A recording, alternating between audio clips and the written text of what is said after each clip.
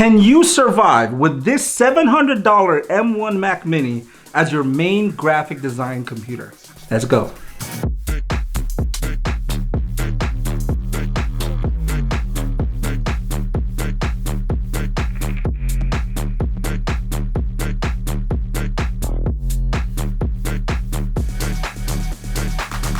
Now, money can be a serious issue for graphic designers, especially if you're starting out, if you're maybe just in school, if you're starting out in your career, you don't have the finances to ball out and go get a $2,000 or $3,000 MacBook or iMac. And I just came back from the Apple Store with what could possibly be the solution for those graphic designers out there who can't really afford much, but they still want to stay in that Apple ecosystem. This is the new Mac Mini that Apple has created, and this has the M1 chip, or the Apple Silicon chip. Is it silicone or silicon? As many of you probably know, Apple has moved away from their Intel-based chips, and they are focusing on their new line of M1 chips. They already have it on their phones, they have it on their iPads, and now they're putting it on their Mac. And one of them is the Mac Mini. We're gonna take this little baby for a test run.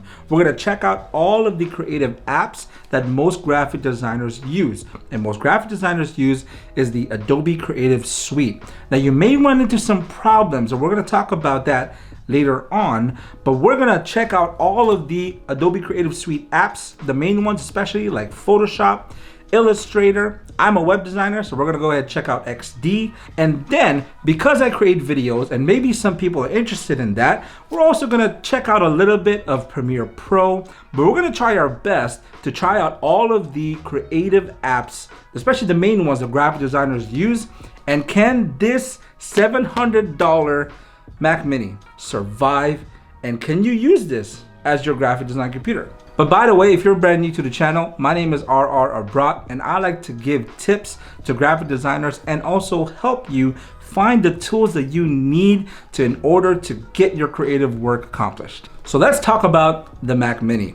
The one I bought in particular, and I bought it on purpose, was the very basic model. It's only $699. This one has 8 gigs of RAM, 256 gigabytes of hard drive, and it's an SSD hard drive. Now this one has an 8-core GPU, an 8-core CPU, and a 16-core neural core engine. I'm gonna be honest with you, I have no idea what any of those mean, but I do know that this has the new M1 Apple Silicon chip. So what we're gonna do right now, we're gonna hook it up to my monitor. We're gonna check out all of those creative apps. So I'm installing the apps right now. Specifically, I'm installing Photoshop, Illustrator, XD, Lightroom, and Premiere Pro. These are some of the apps that I use as a graphic designer and also as a content creator on a regular, pretty much daily basis. Right off the bat, as you install these apps, they actually give you a warning or a notification that you're downloading the Intel version of these apps. These apps right now, these Adobe Creative apps, are made to run on the Intel version, and if you're going to run them on the Apple Silicon Macs, that is going to be through a platform called the Rosetta 2, kind of to help it run on it. And it gives you a notification, everything except for Lightroom, and it even tells you there that Lightroom will run, and this is the new version of Lightroom. You know, the more compact version, they already have an Apple native one. The Lightroom Classic, however, is still going to run on the Rosetta 2. Now what they actually have are some beta apps already that you can download, and you have a choice to do that.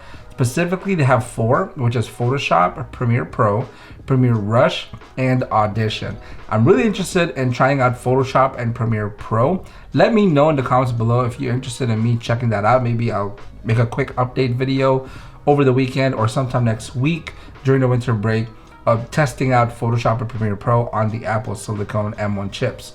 And really just the beta one, and if you highlight it, it'll say version 22.1 Apple Silicon. So here we are. I finished downloading all the apps that we need, and we're going to start out with Photoshop, and it's probably one of the main tools for graphic designers. So let's open that up. I went ahead and got one of my old design files, but it is a PSB, not a PSD, a PSB. So this was actually a banner. I specifically chose a large format banner because those typically man, those run pretty heavy, and so I went ahead and opened up a pretty big file. Right off the bat, it's not as bad, especially for such a large document format file, a PSB. specifically this file, I believe, is like 2 gigs. I'm gonna check in a bit once it opens. I'll tell you exactly how big this file is, and I'm gonna show you. So it's taking a little bit longer opening up Photoshop, and that's understandable, especially with a big format like this.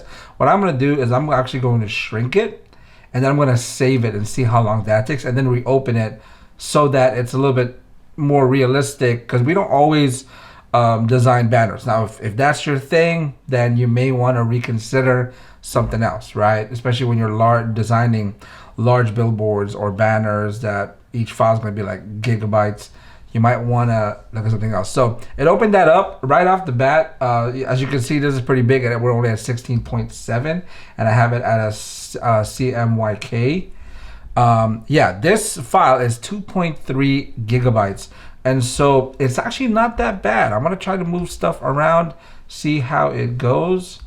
Those usually get pretty buggy, especially with a big file as this. But right now, it's not actually that bad. Let me see here if I resize this. Okay, that's actually not bad at all. It's pretty fast, especially for such a big file. Let's see how it runs. If I were to resize this, and then let's say, because right now I see it's 72 inches wide. So let's say we make it a more realistic, like a piece of paper, 11 inches wide with a height of 5 inches, right? So then we have a more realistic point of as far as the file we're designing. So let's check that out here. We're resizing the image right now. Understandably, that's going to take long. Even on my $2,000 MacBook Pro, these things still kind of take long. So let's zoom in here a little bit. So right now we're at 66.7. This is at 100%, and as you can see, it's going to run way faster, right? Resizing, all that stuff is running so much faster. If I were to move this, yeah, it's running very well. Let's see how long it takes to save it. If we were to save this file as a JPEG, let's see how long that takes.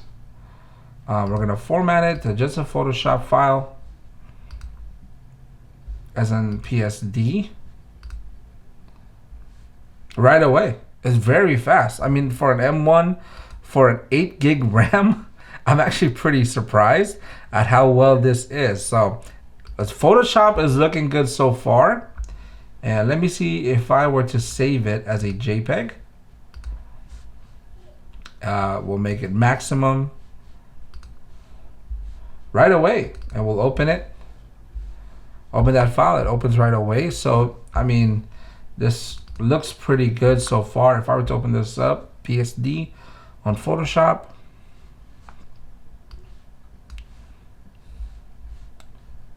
Oh, it was already open. So I didn't even notice it. So that's not bad at all. And Photoshop is pretty good. Let's move on to Illustrator. Now, Illustrator, this is another kind of, it's actually another banner or main theme that I was working on. So we'll open this up right now. And this file specifically is about, it's not that much, 21.8 megabytes. Illustrator is usually not that much. I'm gonna go ahead and ignore. There's gonna be some files that I'm missing. Okay, so this is not gonna be the actual design that you're gonna see. As you can see, it's all messed up because of files and fonts that we're missing. But if we were to zoom in here, it runs pretty well. I could say you could do a sizable amount of work even with Illustrator here. Oops. Let me move this around. Let's say if I were to move this here, if I were to resize it. So Illustrator, as you can see, is running pretty smooth. Let's say I were to save this or export it. Let's try that. Export for screens. Let's just do, let's say, one artboard, the first artboard, and see how that looks or how fast that saves. And it's done. It's already done. We have it right here. Bam. So Illustrator is running pretty well. No problems with Illustrator. Now, the next thing we're going to try is Adobe XD. The last Illustrator file was actually not created by me. It's created by someone in my team, and she did a great job with that. I was very happy. Now we're gonna go ahead and move on to Adobe XD. This web design file, Adobe XD is for UX and UI. That's really actually more what I do. I work a lot on websites, and I actually don't use XD. I use Figma. I actually don't have any XD design, so I went ahead and just downloaded something like a template online, and we're gonna go and check this out, and we're gonna try moving some stuff around here and see how it works. It's pretty fast. Shouldn't have a problem with XD. There's not usually a problem with that. If we were to save this, let's say we go ahead and get the full view, and if I were to export it, let's try that. Oh, I selected all of it. That was very fast. So XD, you should not have a problem with that. So far, Photoshop check mark has passed. If you are creating larger formats like banners, you should have upgraded your computer anyways. But you're just making basic stuff in Photoshop and you're using Illustrator and XD, so far, boom, you're good to go. And I don't see InDesign being a problem as well. I didn't download InDesign because I never use InDesign. Next one we're gonna try out is some other creative suites that may not be used as a graphic designer, but if you're into creating content like I am, whether it be Lightroom, the main one is Premiere Pro. That's the one I have a little bit of reservations about. I'm a little bit worried about. We're gonna try that out, and also I thought that I was gonna try out Adobe Dimensions, but for some reason I'm not able to download it onto this. Maybe it's not available. So we're gonna try out Lightroom and also Premiere Pro. Let's start out with Lightroom. So I'm gonna open up Lightroom, and this is the newer version. This should not have any problem at all, especially because they already have an Apple Silicon version of Lightroom. Now, not for Lightroom Classic. I actually tend to use Lightroom Classic more than regular Lightroom, but we're gonna go ahead and try it out. So let's go ahead and open this here. It's a photo that I took for my profile picture. Let's see if I wanna go ahead and edit.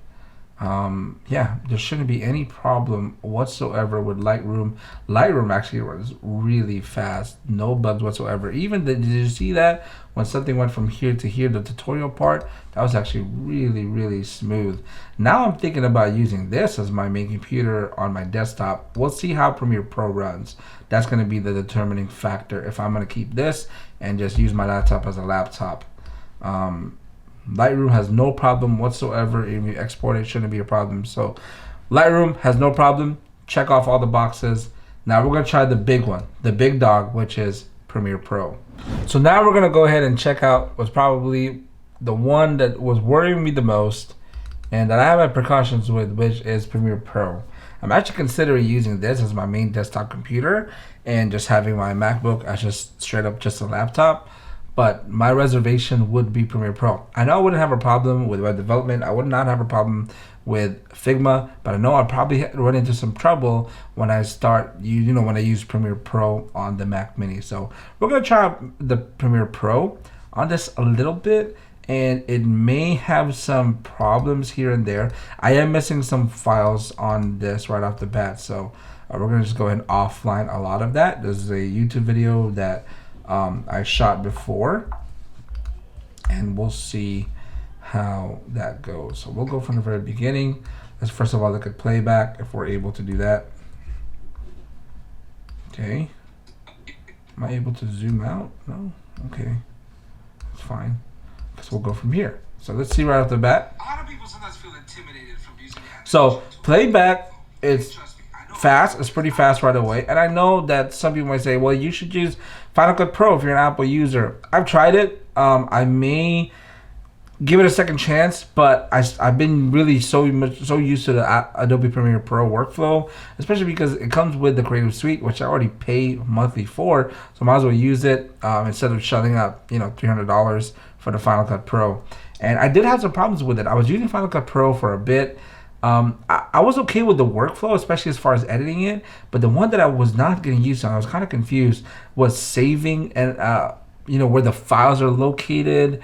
And also just organizing the files. I was having a lot of trouble with that, so that's kind of why I went back to Premiere Pro. And so far, playing it should not have a problem, but I'm gonna try editing, and of course there's gonna be some problems when you start putting effects, like graphics here and there on this. So we're gonna go ahead and try out. Let's see if I were to cut off part of this and then shorten it. Okay, that's so far has no problem. Let's see if I were to put some effects on it. That usually slows it down, especially when you start putting effects on these things. So let's start maybe, let's see. Where's some of our effects here? There you go. So let's say if I were to put some sort of noise and green on it, you know, make it look a little old-fashioned. See how that works. So as you can see, it's starting to struggle a little bit here and there, right? A lot of people sometimes feel intimidated from using the animation. I don't even see the effect on it. Let's try a different one. Let's try like a heavy one, like mosaic. Okay. As you can see, it's kind of struggling a bit here. A lot of people sometimes feel intimidated. Well, that's just a weird effect. I don't know why I picked that one. Let's see if I were to make it 100 blocks. There you go. Looks like I'm censored. Okay, there was a little bit of lag, but that's actually not that bad. If I were to, okay, I'm experiencing some delay there, some freezing up there. So it's actually rendering pretty fast, right? I mean, once you put the effect, it struggles, but then once it renders, it's actually not that bad. If I were to say add some effects, I know I have some effects here. There's some part where some screen shares, I think like right here. Right off the bat, by the way, I don't like the speakers of the Mac Mini. Now I know you're supposed to buy external speakers anyways, but on my MacBook Pro, I usually have it closed and standing up on the side, and the speakers of it are so good that I actually never considered buying speakers for it. I always thought it was really good. Listening to music, listening to podcasts, watching YouTube videos, I always thought that the speakers on the MacBook Pro closed was actually really good, but the Mac Mini speakers are pretty bad, so you might want to buy some speakers for it. But the Premiere Pro, surprisingly, is actually not that bad. Well, that's it for today, guys. Thank you so much for watching. I hope the tutorial was a help to. So I'm gonna try it out. I may give you guys an update on how that's running, but so far, Premiere Pro, if you're just doing some basic video editing, not some heavy animation or heavy effects, Premiere Pro could actually also run on the M1 Mac Mini. So the verdict, I think the $700 Mac Mini could be the perfect starter graphic design computer. If you are a student, if you want to learn graphic design and you want to try this track out, then it's probably a good idea to invest maybe just $700 on this Mac Mini. This could get you on the right track. I mean, you could run all the Adobe Creative Suite apps on it and even some content creation apps. And I think this could be the perfect solution for those who can't afford, the higher end Apple products. And one thing to keep in mind, I've been running all these apps. I have not heard the fan turn on at all. On my MacBook Pro, the fan usually turns on, especially when I'm live streaming or when I'm running like Premiere Pro, even Photoshop, it'll turn on. But I have not heard the fan turn on at all. Does the Mac Mini even have a fan? Let me Google that real quick. Does the M1 Mac Mini, oh, look at that, have a fan? I mean, I'm a fan. It does have a fan for cooling, but I have not heard it turn on whatsoever. So that's actually really cool. I hope that video was a help to you. If you want to help support the channel, I'm going to put a link for the Mac Mini. And if you want to buy it through Amazon, you're welcome to do that. Just click the link below. That is an affiliate link, and I get a little bit of kickback from that. I also usually put my YouTube setup or my live stream setup or pretty much my video recording setup on there. If you click any of those links, I get a little bit of kickback whenever you buy something from Amazon. If you're gonna buy it anyways, might as well support the one that recommended you, right? Well, that's it for today, guys. Let me know in the comments below if you have any questions. If you have the Mac Mini, and let me know in the comments below if you've been using it as your computer. Let me know how that goes. I may go ahead and keep this as my desktop, and I'll give you guys an update on how that's going. Click that like button and also consider subscribing. We're coming out with tips and tools for graphic designers who are looking to level up their creative business. Until next time, guys, always keep learning. Have a good day. Peace.